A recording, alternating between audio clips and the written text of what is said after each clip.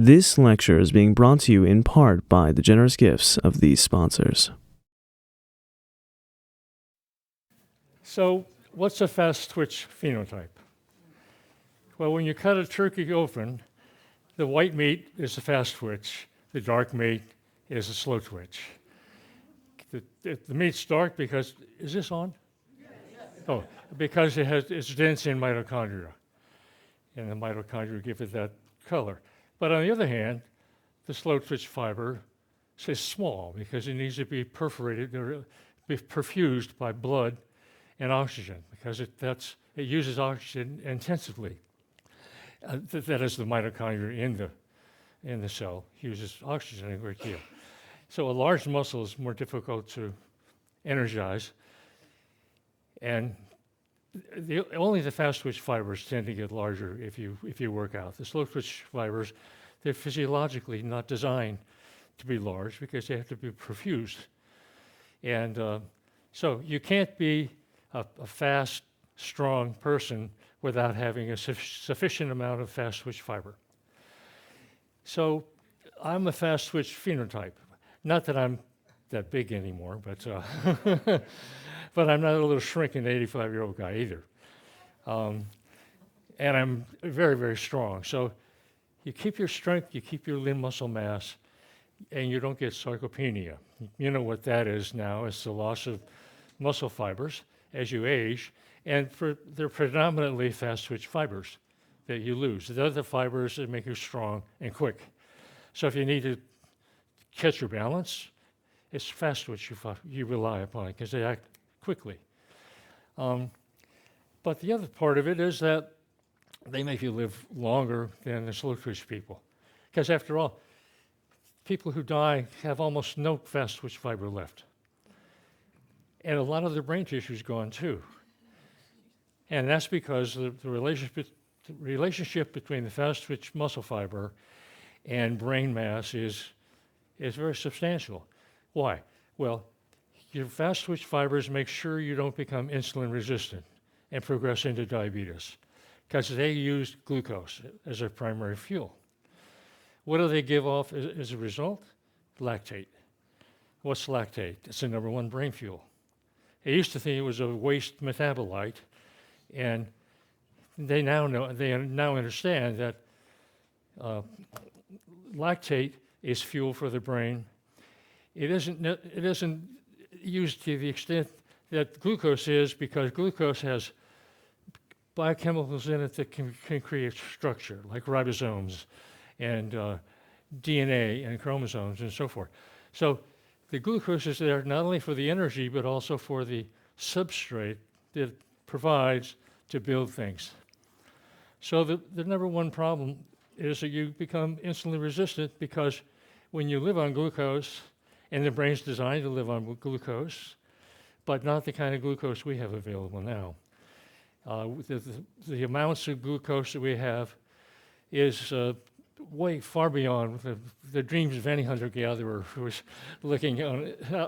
I mean, they might come across a honey nest, but that would be about it. And they take great danger to African bees are not the nicest bees, and so glucose is a primary substrate for the brain, and it's a primary energy for the brain. And you have all these alternate fuels that can come into play. A lot of people are looking at ketosis now as a way of providing ketones for the brain. Yeah, but not all ketones come from that. It's a process by which proteins have ketone bodies added to them as well. So you can get ketones from lots of sources. So you've got these. You have about 133 different types of cells in the brain now. A broad diversity of cells, not just the ones we used to understand, like the neurons and the astrocytes and maybe the glia. This is a complex instrument we have up here. We've been handed that, and it's really only evolved in its truly modern form in within the last 25,000 years. You can look at brain scans and endocasts and a variety of information, and I think it's now being pretty much accepted. Of course, we know the brain evolves and our brain continues to evolve, but the substantial changes that made us human might have taken place only 25,000 years ago. Whether you believe that or not doesn't matter, because it means that we have this wonderful instrument, but it hasn't evolved all the protections that a lot of the other body parts have evolved, because it's a new kid on the block. The brain is a relatively new instrument, and in modern life, it's actually beginning to decline in size. So we got this paradox. Wild animals have bigger brains than domestic animals. We're becoming domesticated, and we don't have the demands for the wild intelligence, on-the-fly intelligence that we used to have. So we have to learn to live with this brain that's evolved for a life of stress and danger and unknown terrain, unknown challenges in this world. And so part of my which just change it slightly, part of my approach is to try to live a life that mimics in some respects the kind of activities that our ancestors did. And these are the topics I'm going to cover. I'm going to cover each one rather quickly. So I want to interest you in the fact that body composition means a Paleolithic body composition, where hunter-gatherers have, say, 8%, 11% body fat. I keep mine down around 8%. And the body composition is a factor not from your blood insulin levels, but from your fasting basal insulin. Basal levels of insulin are a signature that you're not relying on insulin to do all your metabolism. You're actually using other ways to use up energy. So you have to, one of the tests you have to do is not test you could have low blood sugar but have sky-high insulin, and that's a problem.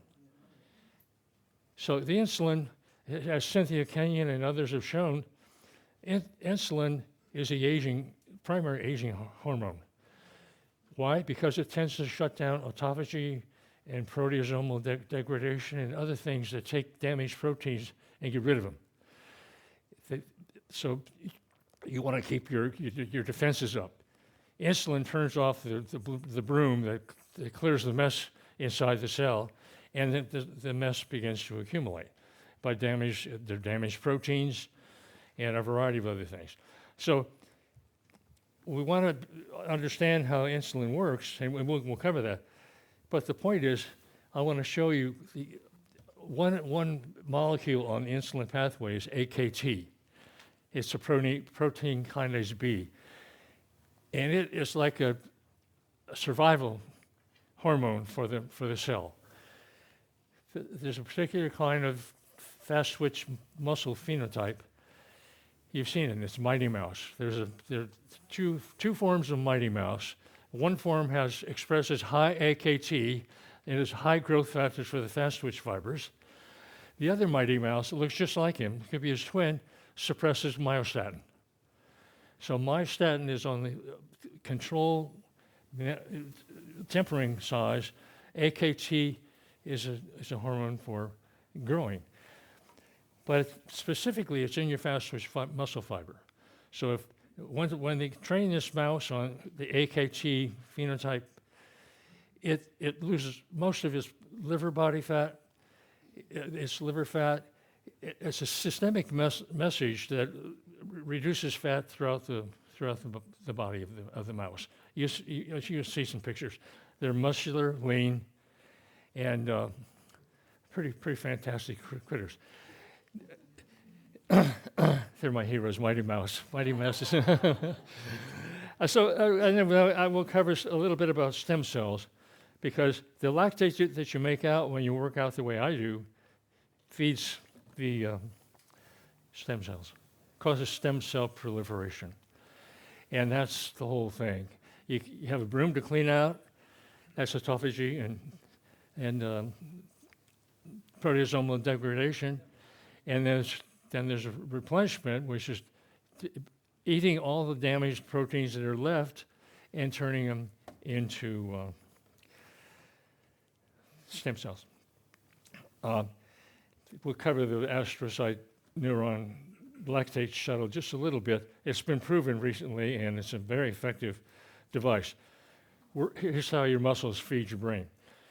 Work out in such a way as to make some lactate, where you get sore, a little bit sore.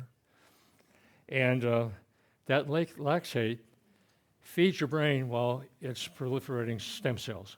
What could be better? After the workout, I'm not in a big hurry to eat after I work out. I let that autophagy take place and feed my brain by eating dead mitochondria and other things inside my cell. Damaged cells is the substrate that you burn up. So autophagy and the lymphatic system are the next defenses for the brain. I just mentioned autophagy. It stimulates the proliferation of stem cells in the brain, and the brain has lots of different kinds of stem cells in it. They're undifferentiated little baby cells that haven't quite decided what they want to be. And you can turn them into brain cells, you can turn them into astrocytes or other cells in the body. You don't carry spare cells, you carry spare stem cells, and they can become any kind of cell they need to be, with some limits. So it's a very efficient repair system. Eat up all the damaged stuff, use that energy to proliferate stem cells. Stem cells migrate where they're needed. Now, a recently discovered factor is that, on top of autophagy, I'm pointing here and it's not showing up, so why am I doing it? Autophagy is also part of the lymphatic system. Now, remember, you have a lymph system that drains lymphatic tissues, but you can't give that access to the brain because the germs can flow either way. So you have to get the things like amyloid out of your brain, but you can't use the lymphatic system to do it. So there is the lymphatic system. Is the glia form, their end feet form a little corridor through which the damaged proteins, the toxic proteins, flow. I don't want to tell you all about it now. I'm going to save some of it for later, but the point is that the lymphatic system works when you sleep. You have to have some deep sleep to do it. And the spaces between your neurons expand by as much as 60% to let that flow take place. And it comes out past the feet of the astrocytes, which form part of the blood-brain barrier. So you're using the permeability of the blood-brain barrier from inside, not allowing foreign stuff from the outside, and flushing the brain. And you need that sleep critically. And I haven't had any sleep in the last 2 days between the traveling and other things. It was like a 16-hour flight to get out here.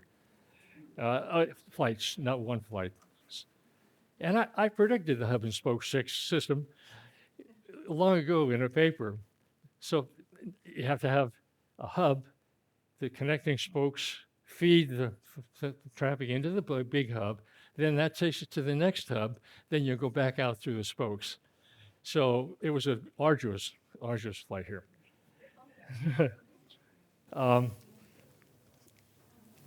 Now, the key thing here is that the one thing about modern life is that your insulin is going to be high.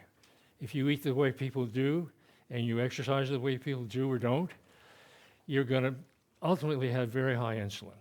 Now, I know too much about insulin because I had a wife who was a type 1 diabetic, not the type 2, a type 1 diabetic, and my son too. He got that at the blizzard of '79 in Chicago, and then the wife followed a few years later. So I had 2 type 1 diabetics in the household. Unfortunately, my wife passed away, but she kept meticulous records, and I noted what we ate that night, and anything that raised her blood glucose too much, we cut out of the diet. And we ended up with our diet. I went to Italy for a few weeks. I never had a single bit of pasta. I sent the bread back too. The Italian food is wonderful, and it's a different kind of food if you just toss the pasta for a while and just try it. The flavors are incredible. So what I had discovered was that if we eliminate the foods that elevate the blood sugar, then my wife had no episodes. We didn't have to inject excess insulin. We didn't have to worry about going into insulin shock when injecting too much insulin. So here I am. I'm a statistician and an economist. I began looking at our records and correlating the episodes with what we were eating and what our activities were. And I kept eliminating food. I just didn't cut them back. I cut them out because it's easier to manage that way. And I ended up with a diet that I published in my book. And I still eat that way. I've eaten that way for 50 years now. And it's very effective. You don't get fat. Your insulin is not surging up and down. So you don't get moody and angry or anything, I think. So here's the point. The hyperinsulinemia, elevated insulin, translates to poor lifestyle into cellular obesity and cellular failure. It's the messenger. The bad lifestyle is up to you, and I'm sure not many of you do that, but if you have a bad lifestyle, it's going to be sent to your system through the insulin signal. So keep that basal insulin down. And this has been now, it's been so well established now. It's not your blood glucose, it's your insulin. If you need a lot of insulin to keep your blood glucose in the normal range, you're doomed. You're on that path. You become resistant to insulin, and you become very fat. So we're in a sense, if you measure the wrong thing, you're going to do the wrong things to fix it. And if you're measuring blood glucose, it's because your pancreas is pumping out insulin like crazy, and it's going to fail. The beta cells in the pancreas are going to give up and say, "Okay, you're hopeless." Now let's start into the topics actually. So sarcopenic obesity, is a lack of sarcomines, muscle cells, and it's obesity on top of that. So essentially, you're replacing your muscle with obesity, with obese tissue. And it's the number one problem for the aging. I still weigh what I weighed when I played professional baseball, and I was 195 outfielder. I'm 195 now. And that's 500 years, I don't know what it is. Well, I'm 85, so I'm not hiding anything, but it's been a long time, and I haven't gained any weight. I haven't lost any muscle. I weigh the same thing. So it's not hard. You do the right exercise and the right diet, and you can't outrun a bad diet. It's going to chase you and bring you down. You just simply can't do it. So I try to get the diet right, but even exercise can help to counter a bad diet. But why fight? Why not do both? Do the right kind of exercise. You don't have to do much of it. Eat the right kind of food, and you're good. So the problem with fat is, once the adipose tissue is taking up all that has a storage space for, the fat goes into your brain, it goes into your heart, into your liver, and a host of other cells that are not designed to store fat. So that's the sarcopenic obesity. Loss of muscle mass, a big buildup of fat storage in places where it shouldn't be. Now, that determines the fate of your stem cells. So suppose you've done some exercise, or you did something that causes stem cells to form to come to that cell. The fate they acquire when they get to the cell depends on the state of the cell. If the state of the cell has all this ectopic fat in it, they're going to pick up the fat message, and they're going to differentiate to be compatible with the cells that are in there. I mean, that's not precisely it, but they have a tendency to do that, to follow Because you're headed to a muscle, you said, well, I'm going to be a muscle cell when I grow up. You're a stem cell going there. And it turns out it encounters all this fat. And now it doesn't know which fate to take on, whether the fat or the muscle cell. The muscles, so that's the fate of the stem cell. The muscles actually send out these things called myokines. They put them in little vessels and they send them out as cargo. And so the growth factors and about 500 different molecules, signaling molecules, are sent out of the muscle cell to circulate in the body. So the muscle can actually signal to the whole body, to the system, to the brain, to the liver, and other places. That's called systemic signaling. You signal to the whole system. That's one aspect of body composition, because if you're sending out signals to make muscle, but it's being corrupted by the fat that's in the cell, you're mixing the message. It's not going to work out very well. So you can be very lean and have lots of muscle, and your liver is going to clear the fat out of your liver right away because of the signals that come from these myokines. So people don't understand systemic signaling is sent by individual cells, but it reaches the whole system. Economists know this because I worked with decentralized systems. And the decentralized systems, you have to send the signals out to all the tissues out there, and they can coordinate with what the body's trying to do. In this case, it's to build muscle. Now, the body mass index, that's used by everybody now. I'm in the obese range. The lowest range for obesity. My BMI is 28, 29. That's like a porco, and it's not.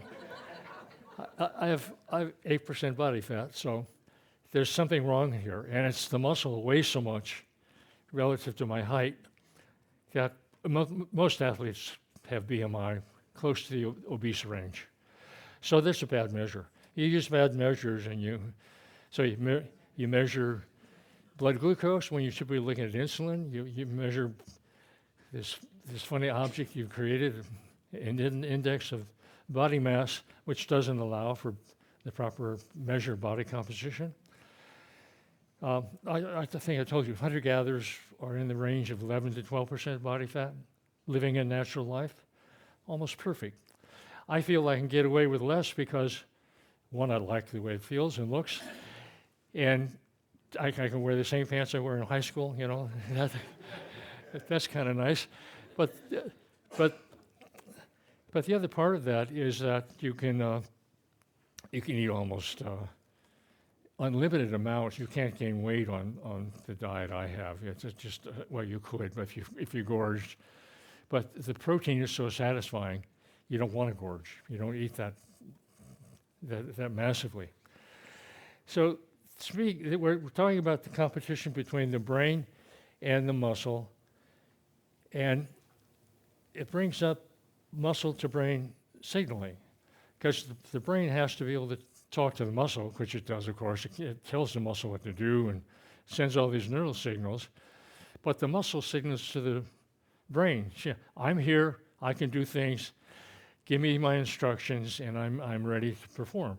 And that's done by nervous signals as well as by these little loads that are shipped around the body, the myokines.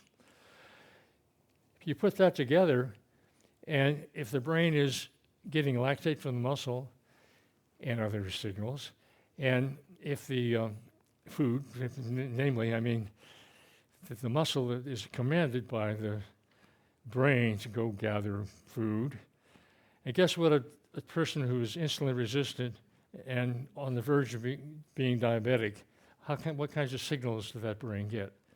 I'm starving up here, the brain says. Go get something. Well, I just ate, And so you eat and you eat and you eat again until the brain finally receives sufficient glucose to feel in a protected position. And that's why you can see people who are really grossly overweight, just eating like mad. It seems impossible, but they have thousands of calories stored, but the brain's not able to access those calories. It has to go after the muscle, to degrade the muscle, to get amino acids to make glucose, and the fat is sort of commanding the situation. So here's the sea squirt is a particular creature that Ken and I both are fond of. You can switch this. The sea squirt starts out, I'm not going to get into that yet. The sea squirt starts out life, and as it begins to mature, it starts looking for a place to stay. It's looking for a barca lounger, not a place to forage or to be active. It's looking for a place to stop and settle down and stay. Guess what it does when it gets there? It eats its brain. So, yeah, it has no use for it anymore. It's stuck, it's comfortable, and it stays there for the rest of its life. This brainless little thing. And you see people like that. I mean, they really. So, don't be a sea squirt. So the gist of all this then is that these lifestyle factors signal to your brain through what? Through insulin. If you're hyperinsulinic, that is your basal insulin is high, then the signal needs to be bigger than the basal amount. There's no signal, and that whole thing can cascade off into a signaling failure. And number one thing to do is not to measure your glucose, and this is based not on my opinion, but on my experience, and I've talked to many doctors about this, and somebody won an award from the American Diabetes Association for pointing this out, that it's the basal insulin level that's crucial. But we don't do that in our checkups here in the United States. In some other countries you do, but you usually have to pay something to have your basal insulin tested. So you could be, you're somebody who's 300 pounds, insulin off the charts, but has normal blood sugar. How is that a sensible way to go about doing this? It's not. So you need to measure your basal insulin level. And that's all the latest research is pointing to that. And like I say, this woman was given the American Diabetes Association Research Prize for just pointing this simple fact out that seems to make such sense. But we get off onto testing other things and we kind of get lose track. So that predicts obesity in everybody, even children, your basal insulin. So the bottom line is if your insulin is elevated, your basal insulin, the lowest it gets upon waking in the morning, you have high fat making, lipogenesis. You have low burning of fat. It's not breaking down the fat tissue, it's adding to it. Autophagy is shut down. You're not generating ketones. If you take insulin, you shut down ketogenesis right away. Now, the main protective proteins in the body are called FOXO. There are about five to eight of them. And Cynthia Kenyon, who now runs the Calico Labs of Google, was the main author of a lot of these papers on autophagy and FOXO. When insulin comes up, the FOXO proteins are moved out of the nucleus. So all the protective actions that they would ordinarily make, autophagy, free radical defenses, scanning the DNA for damage, so forth. You're sending your maintenance man out of the shop where he can't do anything, and in place of that, you're creating new cells. They're damaged because they're proliferating cells at too high a rate, and the cleaning system doesn't have time to sweep out all the damage, so they accumulate. That's precisely a description of Alzheimer's. And you're going to have poor health and too early death. Now, I'm not anxious to live forever. So many of my friends have died now, and I just I don't see in the if you look at the really aged individuals like Dracula, he lives forever. That poor guy. Everybody he ever knew is dead. And this was what happened to Clement. I forget her first name. The woman who lived up 122 years old. Jean Clement. Both husbands died mysteriously. No, she wasn't a black widow. And all her children were dead. I don't know what she did, but the French government was still supporting her. She's still alive. She's not anymore, but I mean, 122, I think 95 tops.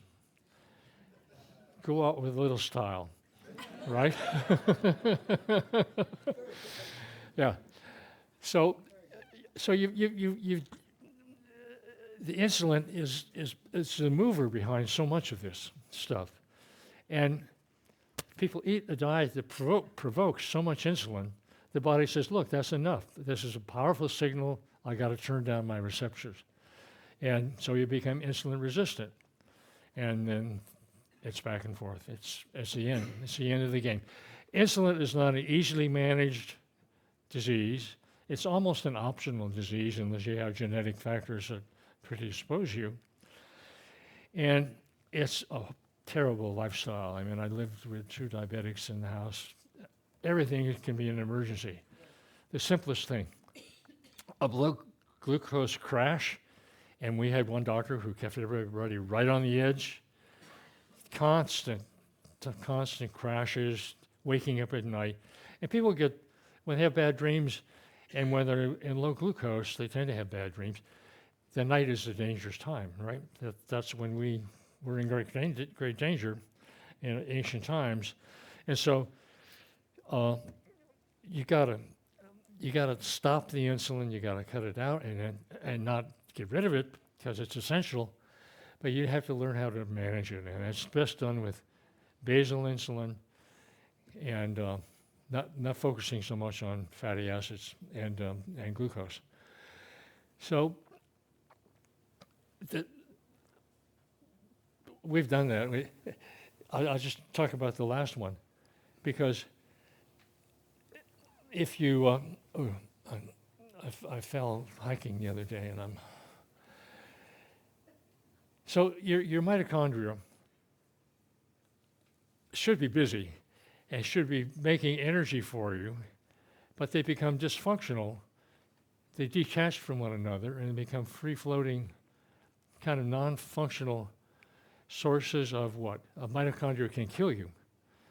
So you got to be careful about the dangerous mitochondria. I keep my mitochondria always stressed. And yeah, I starve them, torture them, and then they better be healthy or else they'll leave. And the healthier they are, the better off you are. Now, I try to live without them, but I can't. I think life without mitochondria did exist for millions of years before the mitochondria invaded the cell. Creatures, the most ancient form of metabolism is burning glucose, fermentation, anaerobic metabolism. So that's what you'll fall back on, in times of danger and stress. You got to run, you got to chase the tiger, or vice versa, and you have to be prepared to be able to do those things. And the mitochondria just give you endurance and a higher level of energy, but they're pretty dangerous. You have this less standoff between your mitochondria and you. They just want to replicate their own DNA. They could care less whether you survive or not. So that's a balance. These are some of my favorite animals. This is, you see the more muscular of those 2 mice, that's my buddy Mighty Mouse. They took his cape off, but he expresses AKT in his fast-twitch muscle fiber. He has a lot less liver fat than the other mouse next to him. He's leaner, He looks bigger because he's got more plentiful hair. I've lost almost no hair. 85 years. uh, and so Mighty Mouse is sort of one of my favorite animal characters there. You see other animals here that are different variations of the myostatin gene. The Mighty Mouse and the AKT overexpressing mouse all look the same. They're the one on the left. Thick fur, very healthy. The dog I admire most, I hope you do, is this one in D, a racing greyhound. He's got one null myostatin gene, so he produces about half the myostatin than a normal dog would. The dog at the bottom is a double no, so he's a bully. They call him a bully greyhound. He's extremely muscular, but he's sort of Arnold Schwarzenegger, and I don't like that. I've never wanted to be that kind of I've never been a bodybuilder. I tried to go for the lean greyhound, muscular look. So there's my model. Okay. Here's why that model is good. See the plus signs next to MSTN, that's myostatin, abbreviated in the slide to the left. So the double null is a plus sign. He dies relatively young, but he's sort of tied with the half, with the double. If you have no myostatin expression or you have double myostatin expression, you don't live as long. The hybrid is the middle one. That animal makes about half the myostatin that the other one does, or it makes myostatin when the other one doesn't. So if you look at the aging curve, there's a plummet. It crashes for the first type of mouse, and then Mighty Mouse, even though they took his cape away, he lives longer, and he descends rapidly, and then he has another extended burst there. So he has a higher median lifespan, and certainly his oldest age is hugely different. 43 versus 36. The other two are basically tied. So myostatin, you need some, don't make too much. And that's how do I become I became the myostatin half positive. How do I do that? Lactate. Lactate alters the expression. This alters the expression of myostatin. So I'm that greyhound, I think. I hope. Well, we can speed along here now because those are the basics. But you lose muscle as you age, unless you're a myostatin null guy like me, and what you lose is your fast twitch fiber. They're the biggest, most expensive muscle tissue to maintain, and they're the best glucose disposers. They dispose of glucose at a record rate. So don't lose your muscle units. That's basically synonymous with aging. What other tissue measures almost precisely your age than the muscle fiber? I don't know if any. You might. Yeah, it's maybe the brain. But you shouldn't lose brain tissue. So the whole thing should go into collapse at some point. So that's the kind of model I follow. So the fast twitch fibers, because you never use them, they're not responding. So they're not eating up the glucose you need to dispose of it with a modern diet. So I think that's a big factor in my staying lean and sort of fit. Keep this expensive tissues, dispose of the glucose, never get diabetes. And also the muscle is part of your immune system. So this points the way to, that's kind of a foundation pointing to the fact that you ought to work out with weights a little bit. Our ancestors, of course, were extremely powerful and strong. They stood tall, they had bigger brains, you had more muscle than we do, and they were really power athletes. That doesn't mean they were just all about throwing rocks. They were about chasing things and being chased. So they were fast. They had a lot of fast twitch fiber. Older sedentary individuals are twice as likely to get sarcopenia as younger, as age-matched individuals. And let me just go down to the bottom two. Type 2 fiber hypertrophy is initiated by satellite cell proliferation, differentiation, and fusion. So you work out your fast twitch fibers. Not only you're making lactate, and lactate helps to cause stem cell differentiation, but those stem cells are maturing after they migrate to the muscle. They're not getting a message. When they get to the muscle, they say, oh, I'm going to be a muscle cell when I grow up. And then from that point, you can't lose. You don't lose any functional capability. Aside from my injury, I used to do anything I ever did. Well, maybe not quite. So you're proliferating these marvelous stem cells. And by the way, they carry messengers that affects the tissue they go into, too.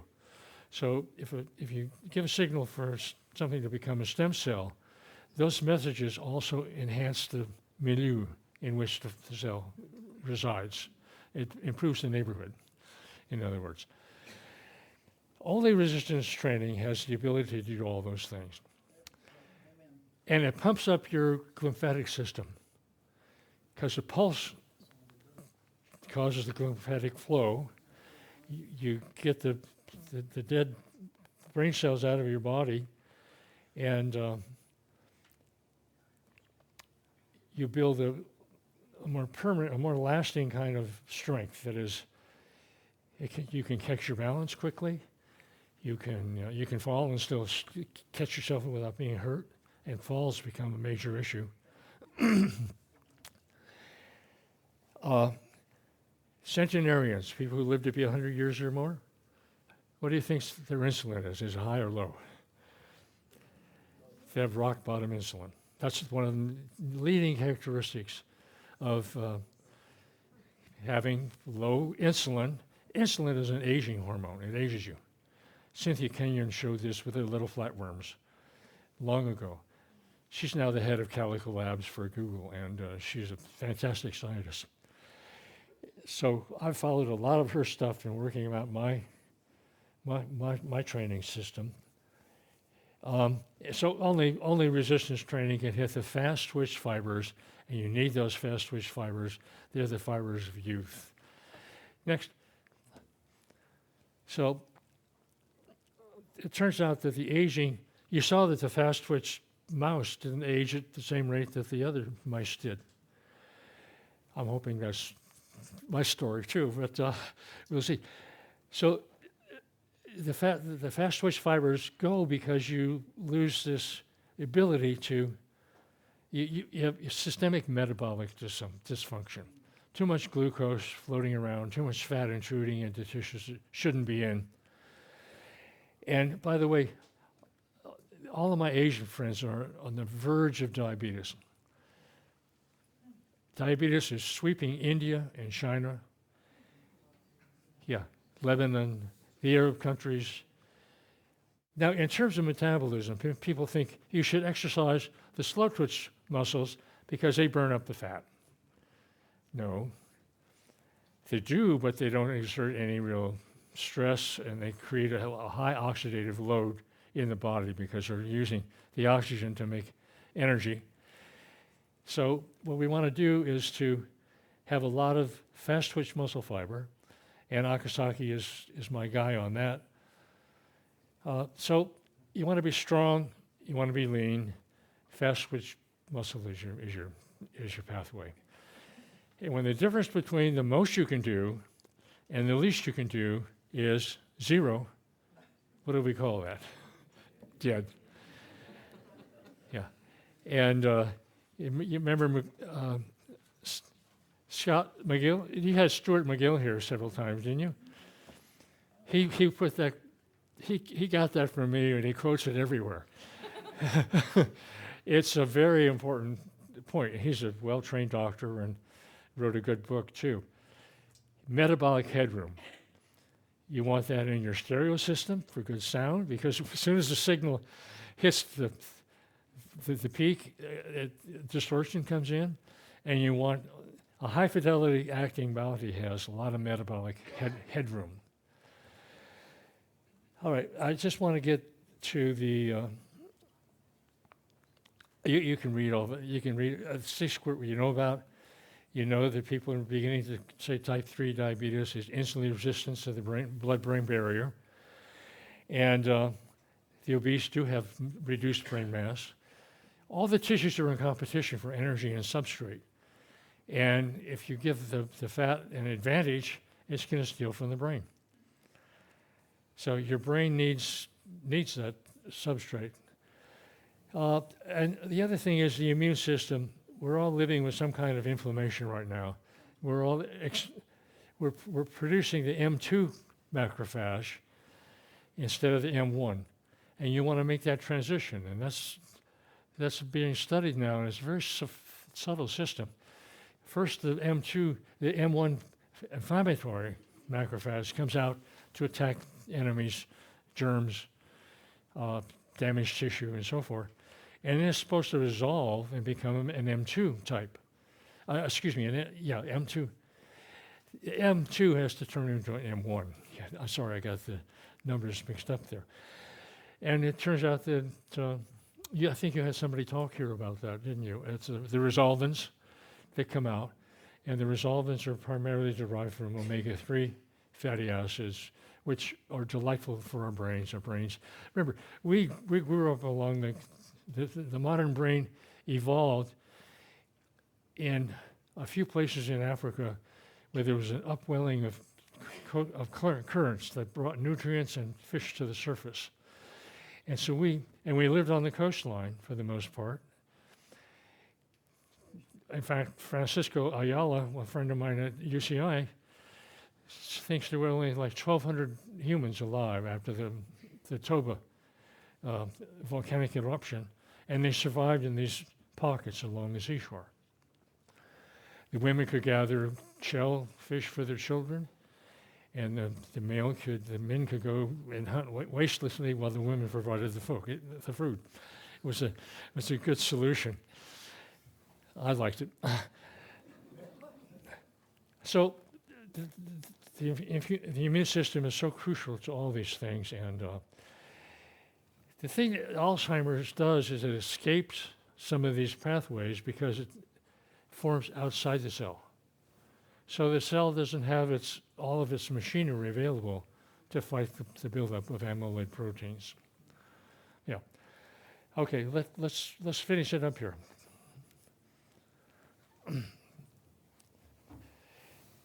There.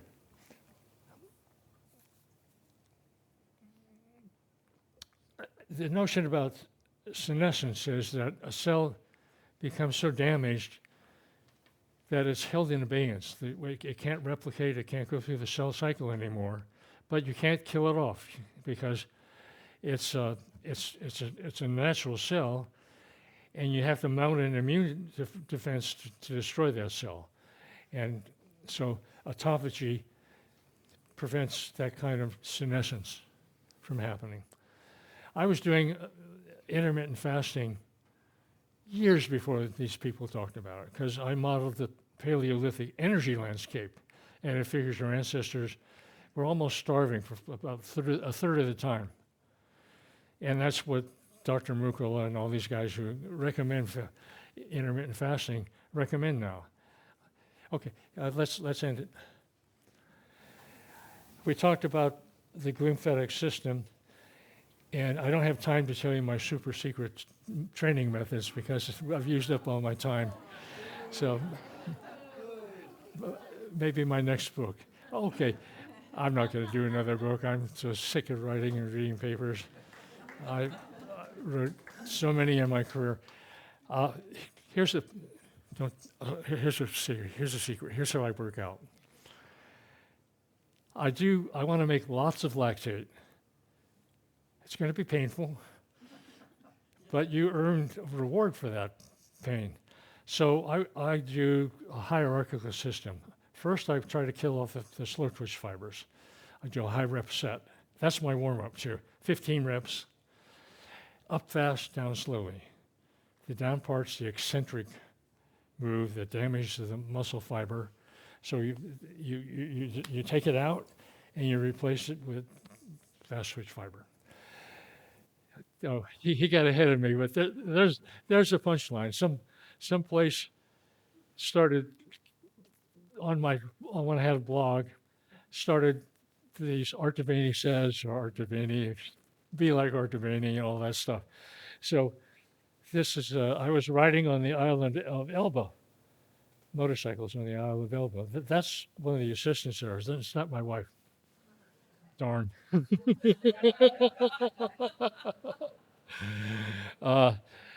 So if you crave carbohydrate, just think about that picture. Okay. Questions?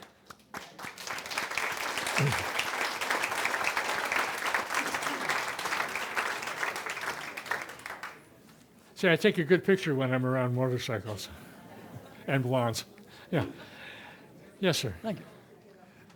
Art, do you know of any research that talks about when the basal glucose or the fasting glucose goes above 100, the body shuts off or turns down the immune system so that it will not engage cancer cells? Well, this Nedergaard didn't do that, but this woman who won the prize, this research prize from the ADA, I'll have to look up her name for you. She pinpoints that because basically it shuts down autophagy, and you're not getting rid of the damaged tissues.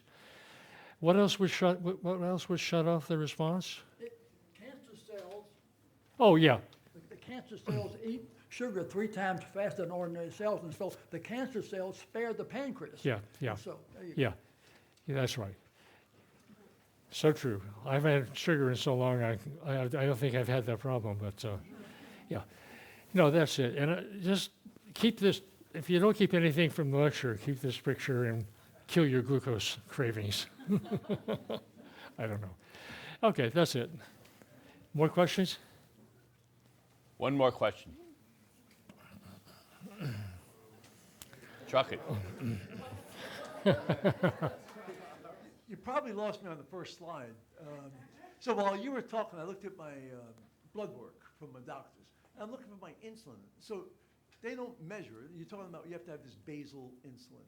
How do we find out where we stand? If you've never had diabetes, and thankfully I haven't, or any problems, or I've never been obese. You're right. They don't routinely do the basal insulin, fasting insulin level. You wake up in a fasted state, you don't eat, you go to the hospital and you get bloated, and they do the insulin level at that point. And if you're in the hunter-gatherer range, you're below 5. If you're in this range, you're in the 3s, and you'll live forever. It's Cynthia Kenyon's little flatworms. When she alters their insulin, FASO expression comes up, all the defenses are mounted, and they live way longer than the other ones. It's on the Quest panel, and the insurance here pays for it, for example. So we could ask for Yeah, the special. it's on the, right. Because I'd like to get a baseline now, because I'm 15 years behind you, and I want to catch up. On that note, let's thank our speaker. So